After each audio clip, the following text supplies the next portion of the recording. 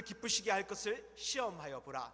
19번째 시간으로 하나님을 왕으로 세워드리려는 열심이라는 제목으로 하나님 말씀 우리가 보고자 합니다. 즉 성도가 하나님을 기쁘시게 하기 위해서는요 열심이 필요한데, 그 중에 하나가 하나님의 왕되심을 세워드리는 그런 열심이 필요하다는 것입니다. 우리의 삶의 자리에서 열심을 가지는데 내가 어떻게 하든지 하나님의 왕되심을 이 자리에서 드러내보리라, 그렇게 막 몸부림칠 때 우리 인생은요 하나님을 기쁘시게 한다는 것이죠. 우리는 이 땅을 살아가는 동안 무엇인가에 대한 열심을 보이고자 합니다. 대부분의 학생들은요 남들보다 더 나은 성적을 받기 위해서 열심을 냅니다. 공부 열심히 하는 거죠. 그리고 직장인들은 다른 이들보다 돈 많이 벌기 위해서 그 일자리에서 열심을 냅니다. 여러분, 그렇게 열심을 낼 때 우리 학생들 같은 경우에 집에서 열심히 공부하는 모습을 보게 되면요 누가 기뻐합니까? 부모님이 기뻐하죠. 학교에서 열심히 공부를 하게 되면 선생님이 기뻐합니다. 자기에게 직접 돌아오는 건 아니지만 그 모습을 보고 기뻐하는 것이죠. 또한 직장이 열심히 직장에서 일하고 있으면요 그 직장의 어떤 고용주가, 사장이 그 모습을 보고 기뻐하게 되는 것입니다. 그와 마찬가지로 우리 인생 이 땅을 살아가는 동안 하나님을 향한 열심을 품고 살아가게 되면요 하나님께서 기뻐하시는 것이죠. 특별히 우리의 열심은요 어디에 있어야 되느냐? 하나님의 왕되심을 드러내는데 열심이 있어야 된다는 것입니다. 우리는요 이 땅을 살아가는 동안 모든 일에 다 열심을 가질 수가 없습니다. 체력적으로도 인생의 역량적으로도 또한 시간적으로도 주어진 한계가 있기 때문에 그렇죠. 그렇기 때문에 우리는 무엇인가 선택해서 우리의 열심을 쏟아붓게 됩니다. 그리고 자신이 선택한 분야에 대해서 그런 열심을 가지고 남들한테 인정받기를 원하죠. 그런데 성도는요 다른 누구에게 인정받고자 하는 것이 아니라 나의 열심을 쏟아가지고 하나님께 인정받고자 해야 되는 것입니다. 성도는 그렇기 때문에 선택이 중요해요. 내가 어디에 열심을 쏟아부을지. 그것은 자신의 남은 삶의 시간과 역량을 가지고 더 이상 내가 내 삶의 자리에서 내가 왕이 되는 것도 아니고, 또한 내가 귀하게 여기는 세상 가치를 섬기면서 그것을 왕으로 세워가는 그런 삶도 아니고, 오직 나의 삶의 자리에서 하나님을 나의 왕으로 세워드리리라, 내가 여기에 열심을 가지고 한번 살아가 보리라, 이런 결심으로 살아가야 되는 것이죠. 이 일에 대해서는요 이미 예수님께서 이 땅 가운데 오셨을 때 너희가 이렇게 살아야 된다라고 말씀을 주셨습니다. 주님께서 사역을 하실 때 가장 처음 말씀하신 말씀이 뭐죠? 물어보는 거예요. 여러분 답이 나와야 되는 것입니다. 내가 물어볼 때 여러분, 주님께서 사역을 시작하실 때 제일 처음 하신 말씀 뭐예요? 또 어떤 사람은 여자여 내가 여기 있는지 알지 못하였나이까, 이거 우리 성전에서 주님 어린 시절에 어려버렸을 때 그때 하셨던 말씀, 그게 아니라 회개하라 천국이 가까웠느니라. 하나님 나라가 너희 눈앞에 있다. 당장 뭐에 열심을 가져야 돼요? 회개하는 거예요. 하나님 나라 들어가기 위해서 하나님의 통치를 인정하면서 하나님 나라 하나님 통치가 이루어졌으니 내가 그 백성 되고자 나의 세상적인 모습을 다 씻어버리고 내가 우상 숭배하는 거 다 내어버리고 주님을 왕으로 모시겠습니다. 이 일이 우리 가운데 열심으로 나타나야 된다. 이미 주님의 사역 처음 시작부터 이 말씀을 하신 것이죠. 그리고 우리가 잘 아는 산상수훈을 보게 되면요 주님이 또 어떤 말씀합니까? 먼저 그의 나라와 그의 의를 구하라, 이 말씀 하시잖아요. 우리의 열심은 하나님 나라와 하나님의 의에 있다. 즉 간단하게 하면 하나님의 왕되심을 높여드리는 것이죠. 인정하는 거예요. 그리고 주기도문에서도 뭐라고 말씀합니까? 나라가 임하옵시며, 우리 인생이 기도를 통해서 하나님 앞에 뭔가를 구하는데 먹는 것, 입는 것 이런 거 구하는 게 아니라, 세상적 명예 그런 거 구하는 게 아니라 나라가 임하게 하여 주시옵소서. 내 삶의 자리 가운데 주님의 통치하는 주님의 나라가 임하기를 원합니다. 뜻이 하늘에서 이루어진 것 같이 땅에서도 이루어지이다. 나라와 권세와 영광이 아버지께 영원히 있사옵나이다. 우리가 구해야 될 기도의 내용 가운데서도 하나님 나라가 분명히 등장하면서 하나님의 왕되심을 우리가 끊임없이 세워가는 그런 모습이 있어야 된다는 것이죠. 이러한 모습이 없다 그러면요 절대 성도가 아닙니다. 이러한 모습이 아니고는요 하나님 앞에 특별할 것이 아무것도 없기 때문에 그렇죠. 우리의 특별함은 어디에서 나오느냐? 세상 가운데 하나님의 왕되심을 드러내는 것을 통해서 우리 인생의 특별함이 만들어진다는 사실인 것이죠. 그렇기 때문에 성도는요, 이 일에 부지런하고 열심을 내야 됩니다. 나의 주어진 인생의 자리 가운데 어떻게 하면 하나님의 왕되심을 드러내볼까? 여러분 어떻게 드러내시겠습니까? 하나님의 왕되심을 드러내기 위해서는요, 하나님의 통치하심을 드러내면 되는 것입니다. 내 삶을 하나님께서 주도하고 계신다. 하나님께서 명령하시면 나는 군소리 잔소리 하지 않고 따르리라.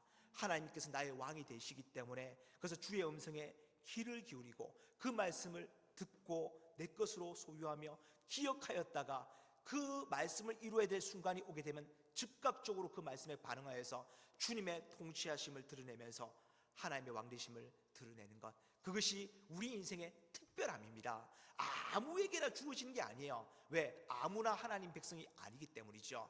하나님 백성으로 부름을 받았을 때 하나님의 말씀이 주어지고 그 다음에 그 말씀의 순종함을 통하여서 하나님의 왕되심을 드러내며 우리는 하나님의 백성으로서의 분명한 정체성을 세워갈 수 있게 되는 것입니다. 성경은 이 일의 당위성에 대해서요, 이미 구약 시작으로부터 신약에 이르기까지 지속적으로 반복적으로 선포하고 있습니다. 우리가 잘 알듯이 하나님께서 아담과 하와를 만드신 다음에 에덴 동산에 둡니다.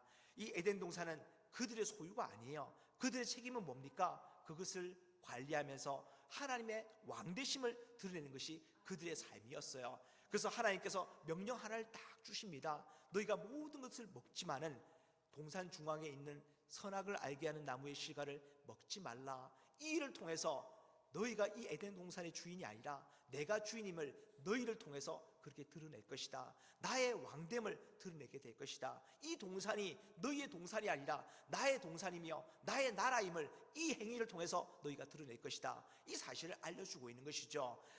이 이후도 마찬가지입니다. 이스라엘 백성들을 애굽에서 끄집어내가지고 광야로 인도하신 다음에 하나님이 약속한 가나안 땅으로 들이십니다. 이 여정을 통해서 우리 가운데 보여주는 건 뭡니까?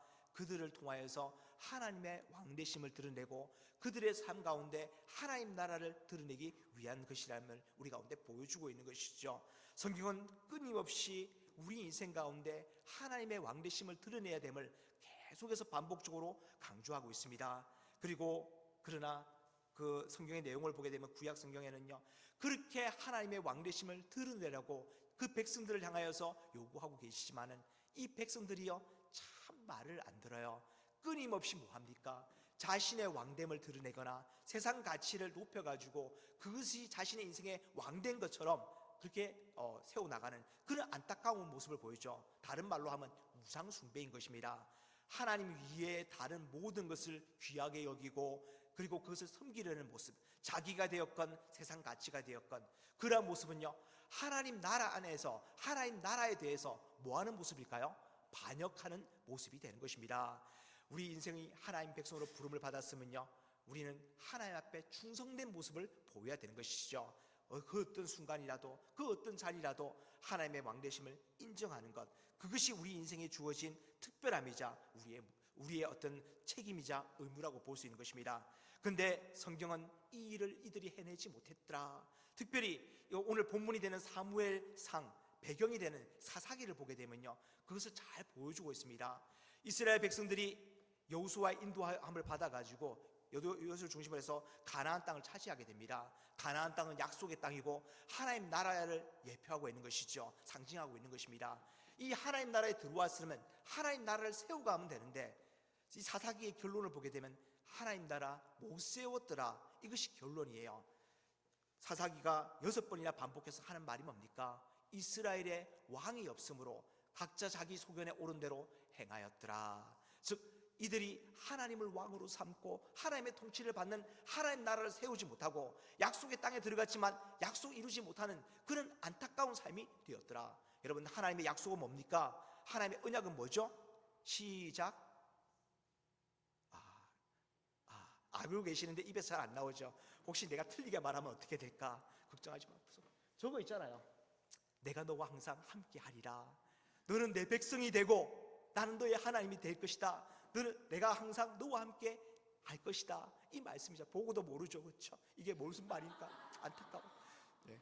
여러분, 하나님의 왕되심을 인정하는 것, 하나님의 언약 안에 살아가는 것이죠. 약속을 성취하는 것이 바로 하나님 나라가 되는 것인데 약속 성취 못하는 이 사사기의 안타까움들. 근데 이 모습을요, 계속해서 이어갑니다. 오늘 본문에 나오는 사무엘까지 이어져 가게 되는데, 처음 사무엘이 등장했을 때는요, 어떤 시대였다 이렇게 말하는가 하면 하나님 말씀이 희귀한 시대였다. 즉 하나님께서 말씀하시지 않은 게 아니라 이미 말씀이 주어졌지만 들을 생각을 하지 않는 그런 시대였다는 것이죠. 근데 하나님께서 사무엘을 부르신데 사무엘이 어떠한 응답을 합니까? 그 시대에 희귀한 일을 합니다. 그 일이 뭔가 하면 말씀하옵소서 주의 종이 듣겠나이다. 하나님의 왕되심을 인정하는 행동인 것이죠.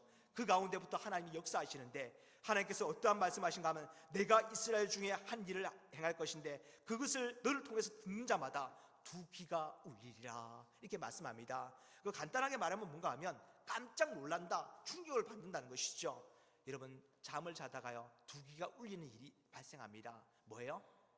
알람 시계가 울리게 되면 두 귀가 울리게 되죠. 깜짝 놀래가지고 지금까지 하고 있던 행동을 중단하고 새 일을 시작합니다. 지금까지 하고 있던 행동은 뭐예요? 잠자고 있는데 알람 시계 울리면서 이제 이것을 끊어버리고 새 일을 시작해야 되는구나 알게 되는 것이죠. 그와 마찬가지로 우리 인생 가운데 하나님 말씀이 우리 귀를 울리기 시작하면 내가 하나님 섬길 때가 되었구나, 내가 처자고 있으면 되는 것이 아니라, 영적으로 잠들어 있으면 되는 게 아니라 깨어나서 주의 일을 감당해야지, 주님을 섬겨야지, 주의 말씀에 충성해야지, 이러한 결정을 하게 되는 것이죠. 그러한 일들이 사무엘을 통해서 일어나기 시작합니다. 백성들을 다 미스바 광장에 불러놓고 뭐합니까? 하나님 말씀 위에 그들을 세운 다음에 회개시키는 거예요. 너희가 하나님을 섬기지 못했다, 하나님을 왕으로 인정하지 못했다, 너희가 우상을 만들고 하나님을 섬기지 않고 그 우상들을 섬기지 않았느냐, 하나님 앞에 우리가 금식하면서 회개하자, 이 우상을 다 제하여 버리고 하나님만 섬기자 이렇게 외칠 때 이 백성들이 거기에 동의해가지고 금식하면서 자신들에게 있던 우상들을 다 지워버리고 하나님을 잠깐 섬기기 시작합니다. 무슨 말입니까? 오래 가지 못했다는 것이죠. 오늘 본문은요 그 안타까운 모습을 보여주고 있어요. 사무엘을 이어가지고 그 아들들이요 이제 이스라엘의 사사가 됩니다. 사사라는 건 뭔가 하면 재판가 아니에요. 하나님 말씀 가지고 삶을 다루어내는 것이죠. 너 이렇게 살면 안 된다, 이렇게 살아야 된다 하면서 가르치는 것입니다. 하나님께서는 세상 나라와 다르게 이 이스라엘 민족에 관해서는 왕을 세우지 못하도록 했어요. 왜냐하면 하나님이 왕이 되시고 그들을 말씀으로 통치하고 계시고 그들이 하나님을 의지하게 되면요 사사가 하나님을 대신해가지고 이 이스라엘 민족을 이방 민족에 침입해서 보호해줬기 때문입니다. 특별히 제도가 필요한 것이 아니에요. 그들의 삶 가운데 필요한 것은 하나님의 말씀의 통치였거든요. 그런데 이들이 사무엘의 아들들이 하나님 말씀대로 통치하지 아니하고 판결을 굽게 하였더라 이렇게 이야기합니다. 자기가 이익을 보기 위해서. 그런데 이 이스라엘 백성들이 그것 때문에 분노가 일어나게 되고, 그리고 장로들이 대표해서 사무엘을 찾아와 가지고 우리도 다른 이웃 나라들처럼 왕을 세워야겠습니다. 다른 이웃 나라들 보니까 왕이 주도해 가지고 자기 나라를 부강하게 만드는데 그가 앞서 다른 백성들을 이끌고 앞서 나가 싸워가지고 땅을 더 많이 차지하기도 하고 더 많은 어떤 생산을 성과를 거두기도 하고, 우리도 이러한 모습으로 살아가기를 원합니다. 우리도 왕을 세워주시옵소서 이렇게 요구를 하게 됩니다. 그런데 말씀을 보게 되면요 사무엘이 기뻐하지 아니하였다 이렇게 표현합니다. 이들이 사무엘의 건의에 도전해가지고 그래서 기뻐하지 않은 게 아니라, 성경을 말씀을 보게 되면요 하나님께서 이 말씀을 주시는데 뭐라고 하는가 하면 이들이 너를 버린 것이 아니라 나를 버려가지고 자신들의 왕이 되지 못하게 한 것이다. 즉 이들이 나를 왕으로 삼기를 거절한 것이다, 부인한 것이다 이렇게 말씀하고 있는 것이죠. 사실 이스라엘 백성들은요 그들의 삶 가운데 끊임없이 하나님을 왕으로 세워드리는 열심히 계속해서 이어져 갔어야 됩니다. 좀 더 하나님을 어떻게 우리의 왕으로 모실까, 하나님의 통치를 어떻게 우리가 잘 받을 수 있을까. 지금 좀 불편한 일이 일어났지만은 우리가 하나님의 통치를 포기하지 말자, 하나님의 왕되심을 부정하지 말자, 이러한 마음을 가져야 되는데 조금 삶이 불편해지고 조금 오류가 생기자 말자 하나님의 왕되심을 거역하는 기회를 잡은 것이죠. 그들의 열심은요 하나님의 왕되심을 부인하는과 동시에 그들이 원하는 왕을 세우고자 합니다. 그 왕이 하는 역할은 뭡니까? 세상적 성과를 거두는 그런 목표를 가진 존재라고 볼 수 있어요. 자기가 될 수도 있고, 자기보다 뛰어난 사람이 될 수 있고, 또는 제도가 될 수 있고, 사상이 될 수 있습니다. 그러나 하나님께서는요, 그 모든 하나님의 왕되심을 거절하고 거기에 반하는 그 모든 것에 대해서 하나님께서는 싫어하십니다. 하나님께서 기뻐하지 아니하시죠. 그래서 사무엘이 그 마음을 알고 자기도 기뻐하지 않습니다. 그러나 하나님께서는 너 걱정하지 마라. 네가 근심할 거 아니다. 네가 잘못된 것이 아니다. 이들의 본심 자체가 나의 왕됨을 거절한 것이다. 이렇게 말씀하고 있어요.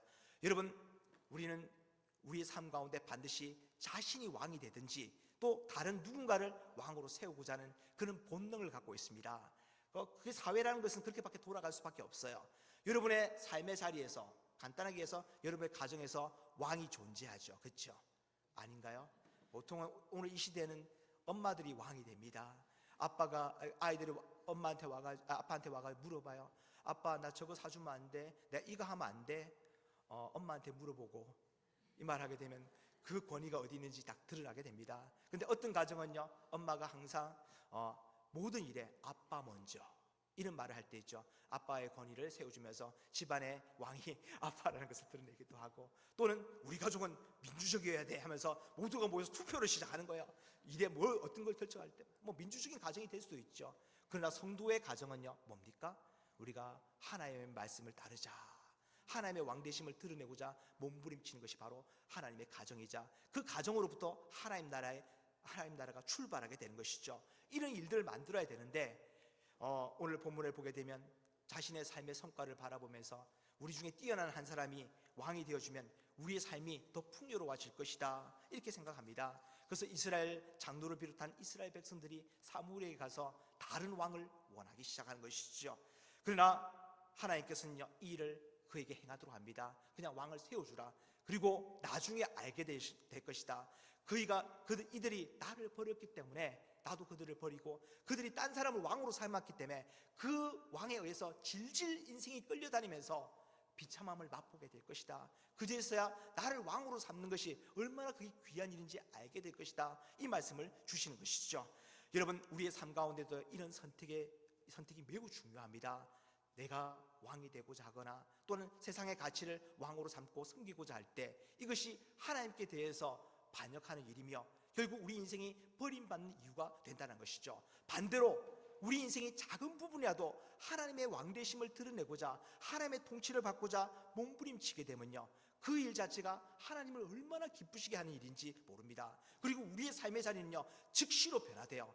세상이란 자리에서 하나님의 나라라는 자리로 바뀌어지게 됩니다. 왜? 하나님의 통치가 일어났기 때문에 그런 것이죠. 내가 하나님 백성으로서 분명한 정체성을 드러냈기 때문에 그런 것입니다.